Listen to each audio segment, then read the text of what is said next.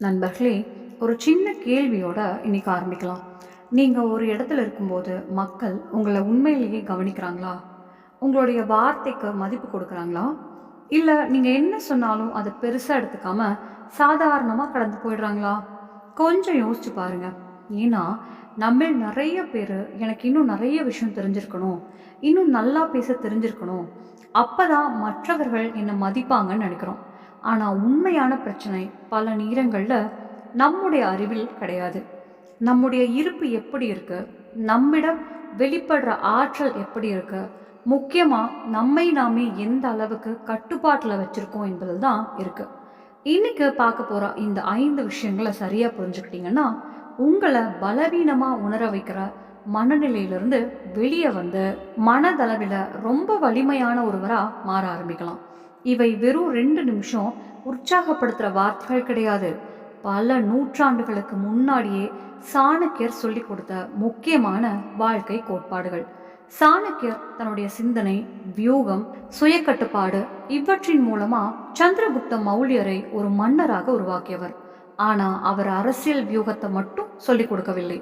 மனிதர்களை எப்படி புரிஞ்சுக்கணும், நம்முடைய உணர்ச்சிகளை எப்படி கட்டுப்படுத்தணும், எந்த நேரத்துல பேசணும், எந்த நேரத்துல மௌனமா இருக்கணும் என்பதையும் சொல்லிக் கொடுத்தாரு. அவருடைய வாழ்க்கையில கவனிக்க வேண்டிய ஒரு விஷயம் என்னன்னா, அவரு எல்லாரையும் சந்திக்க முயற்சி பண்ணல. ஒவ்வொரு விஷயத்துக்கும் பதில் சொல்லல. எல்லா இடத்துலயும் தன்னுடைய இருப்பை காட்டிக்கணும்னு நினைக்கல.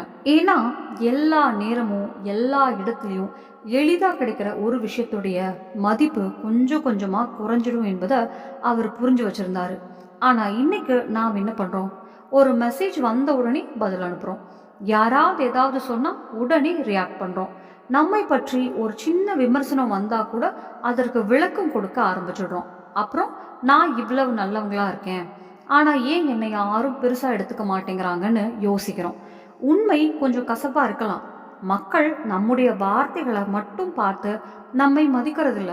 நம்முடைய பழக்கங்கள், நம்முடைய நடத்தை, நம்மிடமிருந்து வெளிப்படுற தன்னம்பிக்கை இவையெல்லாம் சேர்ந்துதான் நமக்கான மதிப்பை உருவாக்குது.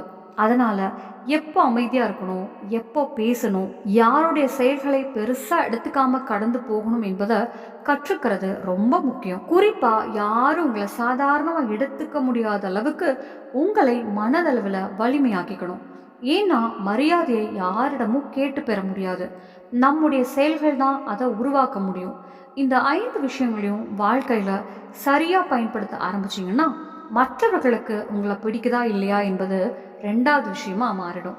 ஆனா உங்களை அலட்சியமா நடத்துறதுக்கு முன்னாடி அவர்கள் கண்டிப்பா யோசிப்பாங்க. அதனால கடைசி பாயிண்ட் வரைக்கும் கவனமா கேளுங்க. குறிப்பா கடைசியா பார்க்க போற மனநிலையை வாழ்க்கையில கொண்டு வந்துட்டீங்கன்னா, அது உங்களுடைய முழு ஆளுமையையும் அடுத்த நிலைக்கு எடுத்துட்டு போகும். முதலாவது முக்கியமான விஷயம், எல்லாவற்றிற்கும் பதில் சொல்ல வேண்டிய அவசியம் கிடையாது. கேட்கும்போது ரொம்ப சாதாரணமான விஷயம் மாதிரி தெரியலாம். ஆனா ஒரு பெண் இதை உண்மையிலேயே புரிஞ்சுக்கிட்டா அவளுடைய முழு ஆளுமையே மாற ஆரம்பிக்கும். சில பெண்களை நீங்க பார்த்துருப்பீங்க. யாராவது ஒரு சின்ன விஷயம் சொன்னாலும் உடனே பதில் சொல்லணும். ஒரு கமெண்ட் வந்தா அதற்கு எக்ஸ்பிளனேஷன் கொடுக்கணும். யாராவது விமர்சனம் பண்ணினா அவர்களோட வாதம் பண்ணணும். இப்படியே ஒவ்வொரு விஷயத்துக்கும் ரியாக்ட் பண்ணிக்கிட்டே இருந்தா ஒரு கட்டத்துக்கு அப்புறம் அவர்கள் பேசுற வார்த்தைகளுடைய மதிப்பே குறைஞ்சிடும். ஆனா இன்னொரு வகையான பெண்களும் இருப்பாங்க. எல்லா விஷயத்துக்கும் அவங்க கருத்து சொல்ல மாட்டாங்க. தேவையில்லாத இடத்துல வாதம் பண்ண மாட்டாங்க. ஆனா அவங்க பேச வேண்டிய நேரத்துல பேசும்போது சுற்றி இருக்கிறவங்க கவனமா கேட்பாங்க. காரணம், தங்களுடைய வார்த்தைகளுடைய மதிப்பு என்ன, தங்களுடைய ஆற்றலை எங்க செலவழிக்கணும் என்பது அவர்களுக்கு தெரியும். ஒவ்வொரு விஷயத்துக்கும் உடனே பதில் கொடுக்கறது தான் வலிமைன்னு நினைக்காதீங்க. சில நேரங்கள்ல அமைதியா இருந்து நம்மை நாமே கட்டுப்படுத்திக்கிட்டு என்ன நடக்குதுன்னு கவனிப்பது தான் மிகப்பெரிய வலிமை. சரியான நேரத்துல தன்னுடைய கருத்தை வெளிப்படுத்த தெரிந்தவர் தான் புத்திசாலி என்பதுதான் சாணக்கியருடைய கருத்தும். ஒரு சாதாரண சூழ்நிலையை எடுத்துக்கோங்க. ஒருவர் வேண்டுமென்றே உங்களை கோவப்படுத்த முயற்சி பண்றாரு. உங்களுக்கு பிடிக்காத வார்த்தைகளை சொல்றாரு. ஏன் சொல்றாருன்னா, நீங்க கோவப்பட்டு உடனே பதில் சொல்லணும்னு அவர் எதிர்பார்க்கிறாரு. நீங்க கோபத்துல ரியாக்ட் பண்ணின அந்த நிமிஷமே உங்களுடைய உணர்ச்சிக்கான கண்ட்ரோல் அவருடைய கைக்கு போயிடுது. ஆனால் அதே இடத்துல நீங்கள் உங்களை கட்டுப்படுத்திக்கிட்டு ஒரு சின்ன புன்னகையோட அந்த விஷயத்த கண்டுக்காம விட்டுட்டீங்கன்னா என்னாகும்? அவர் எதிர்பார்த்த பதில் கிடைக்காது. அங்கேயே முழு சூழ்நிலையும் மாறிடும்.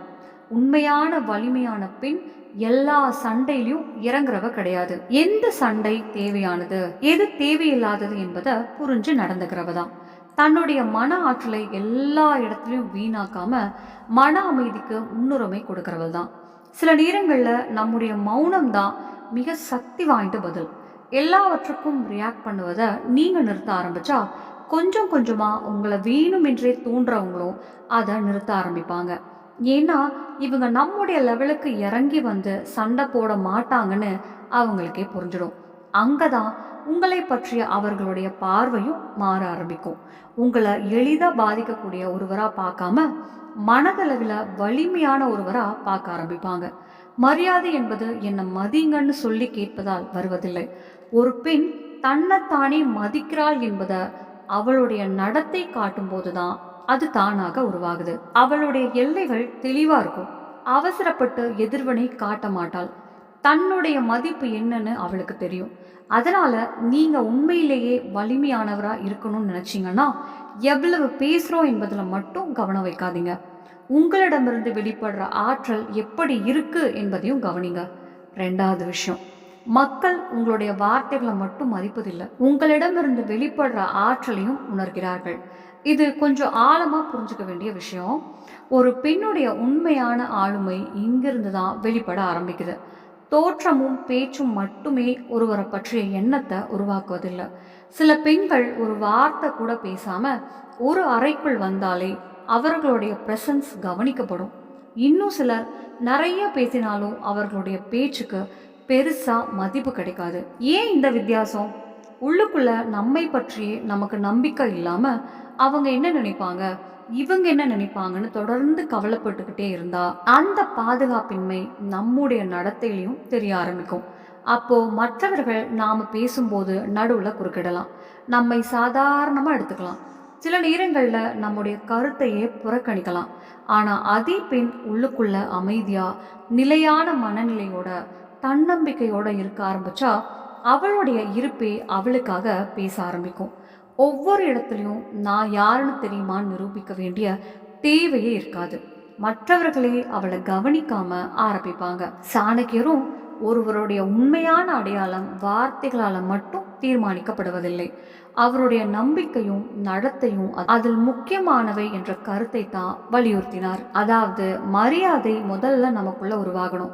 வெளியிலிருந்து யாராவது வந்து அதை நமக்கு கொடுக்கணும்னு எதிர்பார்க்க கூடாது. ஒரு சின்ன காட்சியை நினைச்சு பாருங்க. ரெண்டு பெண்கள் ஒரே அறைக்குள்ள வராங்க.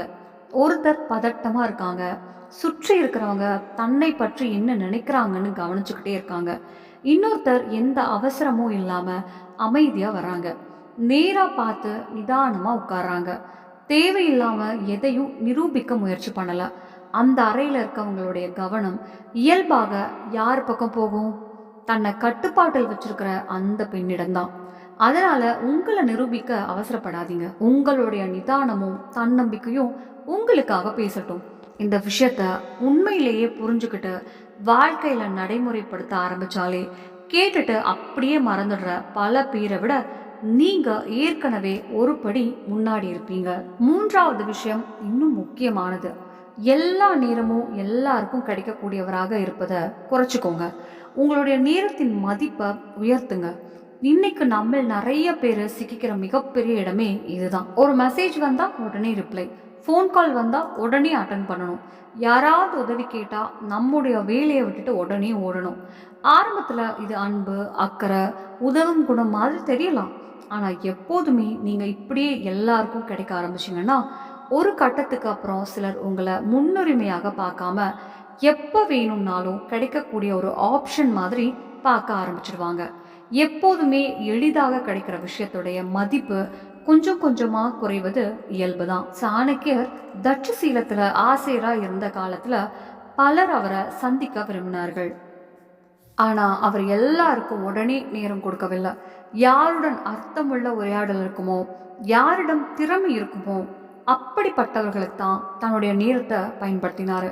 காரணம், அவருடைய நேரமும் ஆற்றலும் மதிப்புடையது என்பதை அவர் புரிஞ்சு வச்சிருந்தாரு. நம்முடைய வாழ்க்கையிலும் இதை கொஞ்சம் யோசிச்சு பாருங்க. நீங்க ஒருவருக்கு எப்போதுமே உடனே பதில் கொடுக்குறீங்க, எப்போ உதவி கேட்டாலும் உடனே செய்றீங்க. ஆனா அதே நபர் உங்களுக்கு ரிப்ளை பண்ண மட்டும் நேரம் எடுத்துக்கிறாரு, சில நேரம் கண்டுக்காமலே இருக்கிறாரு. இதற்கு ஒரு காரணம், இவங்க எப்படியும் இருப்பாங்கன்னு உங்களை பற்றி அவருக்கு உருவாக்கி இருக்கிற எண்ணமா இருக்கலாம். ஆனா நீங்க உங்களுடைய நேரத்தை மதிக்க ஆரம்பிச்சதும் எல்லாம் கொஞ்சம் மாறும். ஒவ்வொரு மெசேஜுக்குமே அந்த நிமிஷமே ரிப்ளை பண்ண வேண்டிய கட்டாயம் இல்லை. தேவையில்லாத ஃபோன் காலுக்கு உங்களுடைய முக்கியமான நேரத்தை கொடுக்க வேண்டியதும் இல்லை. இதற்காக மற்றவர்களை வேண்டுமென்றே புறக்கணிக்கணும்னு அர்த்தம் கிடையாது. உங்களுடைய நேரத்துக்கும் வாழ்க்கைக்கும் முன்னுரிமை கொடுக்கணும் என்பதுதான் முக்கியம். ஒரு வலிமையான பெண் தன்னுடைய நேரம் வரம்புடையது என்பதை புரிஞ்சிருப்பா. அதனால அதை எல்லாருக்காகவும் வீணாக்க மாட்டாள். நீங்க எல்லா நேரமும் கிடைக்காத போதுதான் சிலருக்கு உங்களுடைய இருப்பின் மதிப்பு புரியும்.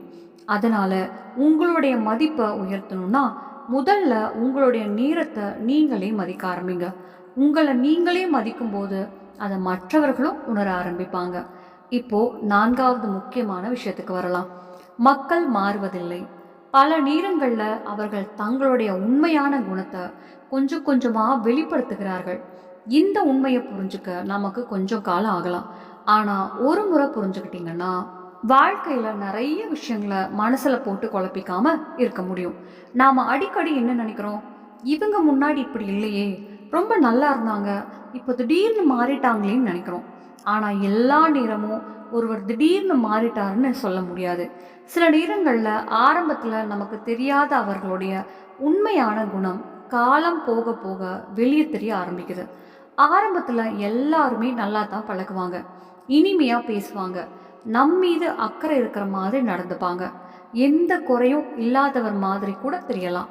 ஆனால் நாட்கள் போகும்போது, சூழ்நிலைகள் மாறும்போது அவர்களுடைய செயல்களில் தான் உண்மையான குணம் தெரிய ஆரம்பிக்கும்.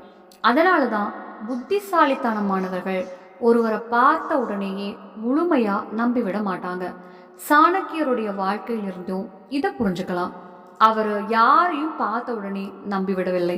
முதல்ல அந்த மனிதரை கவனிப்பாரு. அவர் எப்படி நடந்துக்கிறாரு, என்ன செய்கிறாரு, சொல்றதுக்கும் செய்யறதுக்கும் தொடர்பு இருக்கிறதா என்பதையெல்லாம் பார்த்த பிறகுதான் கொஞ்சம் கொஞ்சமா நம்பிக்கையை வளர்த்து கொள்வாரு.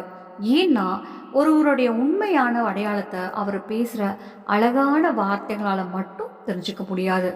அவருடைய செயல்கள் தான் அவர் யார் என்பதை வெளிப்படுத்தும். அதுவும் ஒரு நாள்ல தெரியாது, காலம் கொடுத்தாதான் புரியும். ஒரு வலிமையான பெண்ணும் இதைத்தான் புரிஞ்சு நடந்துப்பா. ஒருவர் கொஞ்சம் நல்லா பேசிட்டாரு, அன்பா நடந்துகிட்டாரு என்பதற்காக உடனே அவர் மீது அதிகமான பற்று வைக்க மாட்டாள். முதல்ல அவரை புரிஞ்சுக்க நேரம் எடுத்துப்பா. அவர் தொடர்ந்து ஒரே மாதிரி நடந்துக்கிறாரா என்பதை கவனிப்பா. ஏன்னா ஆரம்பத்துல நல்லவரா தெரிவது ரொம்ப சுலபம். ஆனா சூழ்நிலை மாறும்போது எப்படி நடந்துக்கிறாரு என்பதுதான் முக்கியம். நாம செய்யக்கூடிய மிகப்பெரிய தவறுகள்ல ஒன்று, ஒருவரை முழுமையா புரிஞ்சுக்கிறதுக்கு முன்னாடியே அவர் மீது அதிக நம்பிக்கை வைப்பது. நம்பிக்கை வைக்கிறது தவறு கிடையாது, எல்லாரையும் சந்தேகத்தோட பார்க்கணும்னு அர்த்தம் கிடையாது. ஆனா ஒருவருடைய குணத்தை கவனிக்காம, அவரை பற்றி தெரிஞ்சுக்காம, நம்முடைய வாழ்க்கையின் முக்கியமான விஷயங்கள் எல்லாம் அவரிடம் ஒப்படைத்துடுறது தான் பின்னாடி நம்மை காயப்படுத்தலாம். அதனால நம்பிக்கை கொடுக்கும்போது கொஞ்சம் நேரம் எடுத்துக்கோங்க. மக்கள் யாருன்னு அவர்களே தங்களுடைய செயல்கள் மூலமா காட்டுவதற்கு இடம் கொடுங்க. அப்படி செய்தாலே தேவையில்லாத பல ஏமாற்றங்கள்ல இருந்து உங்களை பாதுகாத்துக்க முடியும். அதனால ஒருவர் என்ன சொல்றாரு என்பதை மட்டும் கவனிக்காதீங்க, அவர் தொடர்ந்து எப்படி நடந்துக்கிறாரு என்பதையும் பாருங்க. ஏன்னா வார்த்தைகளை மாற்றுவது சுலபம், ஆனா ஒருவருடைய உண்மையான நடத்தை காலப்போக்கில் கண்டிப்பாக வெளிப்படும். இப்போ 5வது, அதே நேரத்துல ரொம்ப முக்கியமான விஷயத்துக்கும் வரலாம். உங்களுடைய மிகப்பெரிய பலங்கள்ல ஒன்று தேவையில்லாத விஷயங்களை அலட்சியப்படுத்த கற்றுக்கொள்வது. இந்த ஒரு மனநிலை சரியா வந்துட்டா வாழ்க்கையை பார்க்குற விதமே மாற ஆரம்பிக்கும். நிறைய பேர் தங்களுடைய வாழ்க்கையின் பெரும் பகுதியை அவங்க என்னை பற்றி என்ன சொன்னாங்க, இவங்க என்ன நினைப்பாங்க, அவர் ஏன் என்னை புறக்கணிச்சாரு, நான் பேசினதுக்கு ஏன் பதில் சொல்லலை, இப்படிப்பட்ட விஷயங்களை நினைச்சே செலவழிக்கிறாங்க. ஆரம்பத்துல இது ஒரு சின்ன கவலை மாதிரி இருக்கும். ஆனா கொஞ்சம் கொஞ்சமா மற்றவர்களுடைய செயல்களும் கருத்துக்களும் நம்முடைய மனநிலையை கட்டுப்படுத்த ஆரம்பிச்சிடும். அப்புறம் நாம் எடுக்கிற முடிவுகள் கூட மற்றவர்கள் என்ன நினைப்பாங்க என்பதை அடிப்படையாக வைத்து எடுக்க ஆரம்பிப்போம். அங்கே தான் நம்முடைய பலவீனம் ஆரம்பிக்குது. ஏன்னா உங்களுடைய சந்தோஷம், கோபம், மன நிம்மதி எல்லாமே மற்றவர்கள் எப்படி நடந்துக்கிறாங்க என்பதை பொறுத்து மாற ஆரம்பிச்சா உங்களுடைய உணர்ச்சிகளின் கட்டுப்பாடு கொஞ்சம் கொஞ்சமாக அவர்களிடம் போயிடும். ஆனால் மனதளவில் வலிமையான ஒரு பெண் வேற மாதிரி யோசிப்பா. எல்லாத்தையும் மனசுக்குள்ள எடுத்து போட்டுக்க மாட்டா. யார் என்ன சொன்னாலும் ஒவ்வொரு வார்த்தைக்கும் முக்கியத்துவம் கொடுக்க மாட்டா. எல்லாருக்கும் தன்னுடைய வாழ்க்கையில் ஒரே அளவுக்கு இடமும் கொடுக்க மாட்டா. ஒவ்வொருவருடைய சிந்தனையும் வேற வேற மாதிரி இருக்கும். இந்த உலகத்தில் எல்லாரையும் ஒரே நேரத்தில் சந்தோஷப்படுத்த முடியாது என்பது அவளுக்கு தெரியும். அதனால் அவளுடைய கவனம் தெளிவாக இருக்கும். எனக்கு எது சரி, எது தவறு, நான் என்ன செய்யணும் என்பதில் தான் அவள் கவனம் இருக்கும். இதை மட்டும் நல்லா புரிஞ்சுக்கோங்க. எல்லா விஷயமும் உங்களை எளிதாக பாதிக்குதுன்னு மற்றவர்களுக்கு தெரிஞ்சுட்டா சிலர் அதையே உங்களுக்கு எதிராக பயன்படுத்த ஆரம்பிக்கலாம். எந்த வார்த்தை சொன்னால் உங்களுக்கு கோபம் வரும், எதை செய்தால் நீங்கள் அப்செட் ஆவீங்க, எப்படி நடந்துக்கிட்டா நீங்கள் உடனே ரியாக்ட் பண்ணுவீங்கன்னு அவங்களுக்கு தெரிஞ்சிடும். ஆனால் தேவையில்லாத விஷயங்களை கண்டுக்காமல் கடந்து போக நீங்கள் கற்றுக்கொண்டதும் நிலைமை மாறிடும். உங்களை எப்படி தூண்டுவது, எப்படி பாதிப்பது என்று அவர்களுக்கே புரியாது. ஏன்னா இப்போ உங்களுடைய மனநிலைக்கான கண்ட்ரோல் அவர்களிடம் இல்லை, உங்களிடம் தான் இருக்கு. உண்மையான மாற்றமும் இங்கிருந்து தான் ஆரம்பிக்குது. எந்த விஷயம் உங்களை பாதிக்கணும், எது உங்களை தொடவே கூடாது என்பதை நீங்களே தீர்மானிக்க ஆரம்பிக்கும் நாளில் உங்களுடைய ஆளுமை அடுத்த நிலைக்கு போக ஆரம்பிக்கும். முன்னாடி மற்றவர்கள் செய்த விஷயங்களுக்கு உடனே எதிர்வினை காட்டியிருக்கலாம். ஆனால் இப்போ சூழ்நிலையை புரிஞ்சு நிதானமாக யோசிச்சு உங்களுக்கு சரியானதை தேர்ந்தெடுத்து செயல்பட ஆரம்பிப்பீங்க. அந்த மாற்றத்தை சுற்றி இருக்கிறவங்களும் கண்டிப்பாக கவனிப்பாங்க. இப்போ உங்களிடமே ஒரு கேள்வி கேட்டு பாருங்க. மற்றவர்கள் எளிதாக புறக்கணிக்கக்கூடிய ஒருவராகவே தொடர்ந்து இருக்கணுமா, இல்லை யாரும் உங்களை சாதாரணமாக எடுத்துக்கொள்ள முடியாத அளவுக்கு உங்களுடைய மனநிலையை மாற்றிக்கணுமா? இன்னைக்கு பார்த்த இந்த விஷயங்கள் கேட்டு முடிச்சுட்டு மறந்துட வேண்டியவை கிடையாது. திரும்ப திரும்ப நினச்சி பாருங்க. வாழ்க்கையில் கொஞ்சம் கொஞ்சமாக நடைமுறைப்படுத்துங்க. ஏன்னா இந்த பழக்கங்கள் உங்களுக்குள்ள மாற்றத்தை உருவாக்குவதற்கானவை. அதை விட முக்கியமாக உங்களை பற்றி நீங்களே வைத்திருக்கிற மதிப்பை உயர்த்துவதற்கானவை. ஒரு பலவீனமான மனநிலையில் இருக்கிறவர் தனக்கு நடக்கிற ஒவ்வொரு விஷயத்துக்கும் உடனே எதிர்வினை காட்டுவார். ஆனால் மனதளவில் வலிமையான ஒருவர் எப்படி எதிர்வினை ஆற்ற வேண்டும் என்பதை அவரே முடிவு செய்வார். இதுதான் ஒரு சாதாரணமான ஆளுமைக்கும் சக்தி வாய்ந்த ஆளுமைக்கும் இருக்கிற முக்கியமான வித்தியாசம்.